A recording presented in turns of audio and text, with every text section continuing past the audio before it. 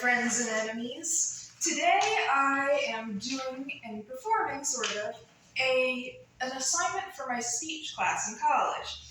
Now, this assignment is essentially called the bag experiment, pretty much. And it involves showcasing someone's life through the objects in a bag. So there are going to be 3 objects inside of this bag. One to represent my past, one to represent my present, and one to represent my future. And also the bag has to have some sort of relevance as well. But as you both know pretty well, I don't carry bags. The only time I ever carry a bag is if I'm using like a backpack or something like that. Maybe like a suitcase if I'm feeling particularly adventurous or I'm forced to go outside. But this I've decided to represent in a very different way. Instead, I've decided to use this bag to represent my physical state of being, rather than the abstract sense of past, present, and future. So, this bag shall represent my physical state. It is a bag that I bought. Well, not necessarily bought. It came free with the book at the bookstore, essentially, in Atlantic City, Cape Atlantic Book Company. I don't remember, it's too long ago. But much like the bag, as you can also clearly see, I am physically very, very weak and cannot lift anything above a certain weight limit, otherwise I crumble to pieces, obviously, like said bag. So, the next item I will be talking about is the one that shall represent my past. This is one book from my childhood, particularly the elementary school days. It is a book from the series Wings of Fire. And the Wings of Fire series is a fictional book series, designed for children and whatnot, like preteen, teen, that age range.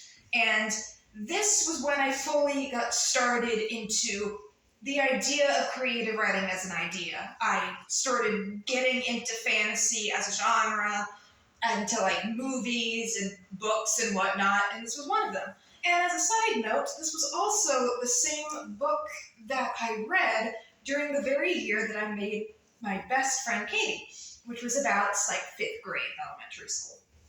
So this was my first introduction to creative writing as general.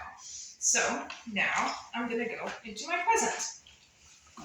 This is a set of D&D dice, so polyhedral dice and whatnot. You can see them going around in there.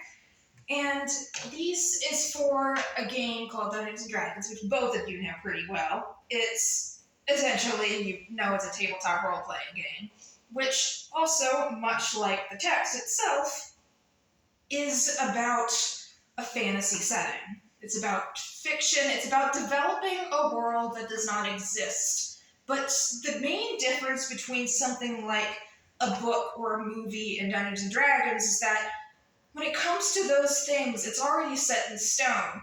But when it comes to the realities that you can do in Dungeons & Dragons and the creative writing in there, it's more lived in the sense that you're creating it with other people and whatnot. So in a way, I'd like to think that this represents my active participation in creative writing and creative production in general. So that's going to be right over there.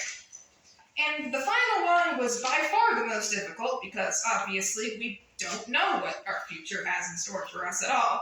So the best way I thought to represent that would be this blank mask. Because when it comes to my future, I don't know where I'm going to be. But as you can see here, I clearly enjoy creative writing and whatnot, and I enjoy creativity in general. So I imagine that whatever field I choose, it will be in that creative genre.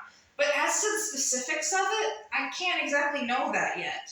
So in a way, I've represented it through this, the shape of the mask, as a way to represent the specific genre I want to do. I want to do something creative, but the actual specifics of it are not filled in yet. The color shall be made through my experience of my life.